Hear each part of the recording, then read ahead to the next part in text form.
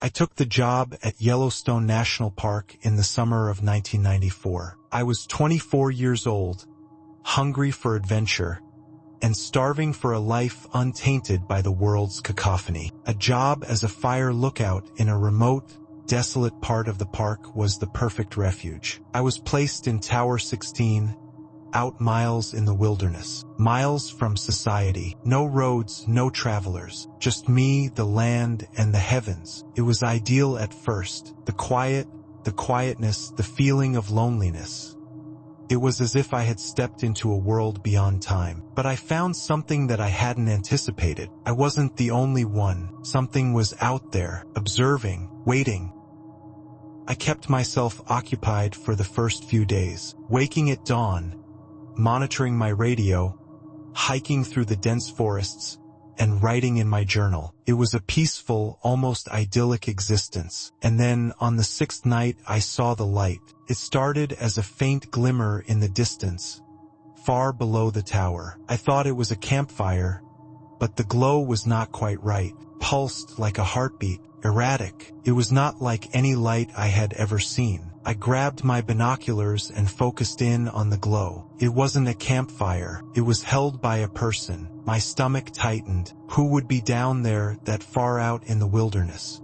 I picked up the radio. Tower 16 to base. We have a light in the trees. Possible lost hikers. Over. There was a burst of static on the radio. Tower 16, stay inside. Don't go near. Over. The voice was flat, commanding, but there was something wrong with it. I put down the radio and looked again out at the woods. The light was gone, vanished, like that.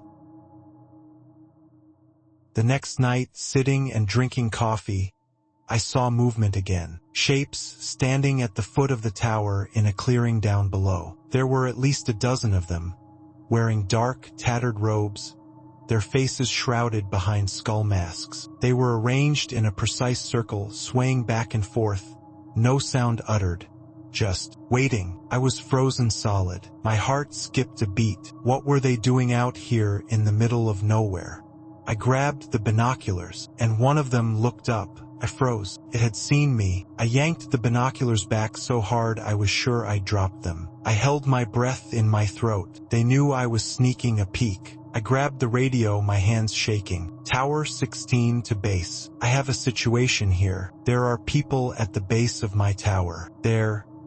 Before I could make the call, the radio crackled. Tower 16. Don't look at them. Stay inside. Don't respond. Over. I stared at the radio in awestruck silence, my heart racing. I needed a second glance. I wasn't seeing things. When I turned around, the figures vanished into the shadows. The following day, I tried to brush what had happened under the rug, but deep down, I couldn't shake the feeling that something was terribly wrong, that I didn't belong here. I was still trying to find my rhythm in the job when the phone rang. I wasn't expecting it. There shouldn't have been any calls. I picked up. Tower 16. The person on the other end was shaking. It was frantic. This is the ranger station. We've got an issue. A missing group of hikers in the forest 3 miles north of your tower. We need you to scout out for any signs. Over. I tightened my grip on my chest, my heart racing. Something didn't smell right. I hadn't heard about any missing group. Roger that. I'll scout. But as I put the phone down, a thought struck me. Why hadn't the ranger mentioned this earlier?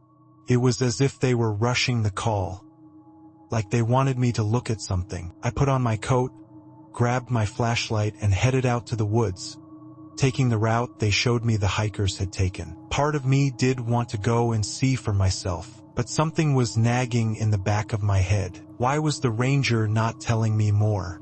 I searched an hour among the trees, but nothing was there. No fight, no dropped gear. It was just another wild night, quiet, spooky, and still. I returned to the tower, ill at ease. Maybe it was nothing.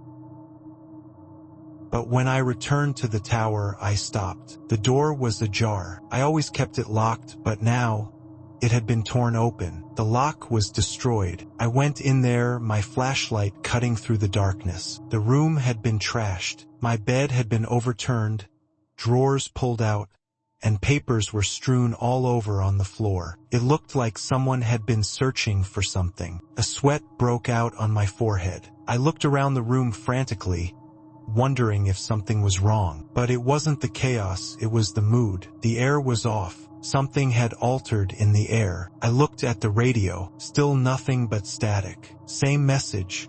Do not answer. Stay indoors. But what were they looking for? And who was the one who had broken in? I took a deep breath and started excavating the rubble. That is when I saw something strange. A piece of cloth near the edge of the room. It had been torn from a black robe, the type I had seen the night before. They were here. The men from the woods had infiltrated inside, and they were looking for something. I was no longer just scared of being watched. I was scared of what they wanted. The phone call again. I tried to stay awake that evening, hoping I could sleep, but the eerie feeling would not go away. Then the phone rang again. I tensed up. There was no conceivable way anyone should be able to call me out here. I waited for a second before picking up. Hello? The voice that responded was my own, but changed, distorted. Why are you still here, Ben? I dropped the phone in shock. It slammed onto the floor with a dull thud. Tap, tap, tap. The noise was at the window. I turned around. My breath lodged in my throat. Standing outside was a figure.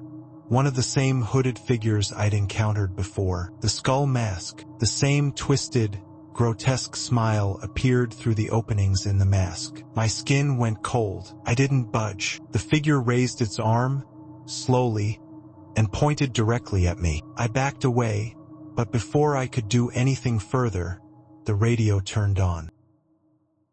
We see you, Ben. Why haven't you left yet?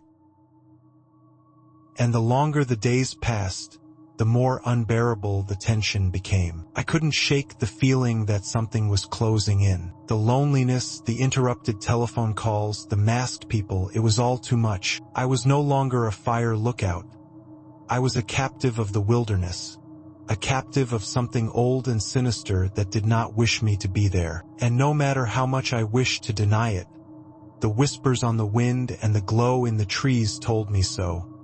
I was hunted. It was only a matter of time before they found me. And as sunset approached that night, I knew. I wasn't certain if I would live long enough to watch another sunrise.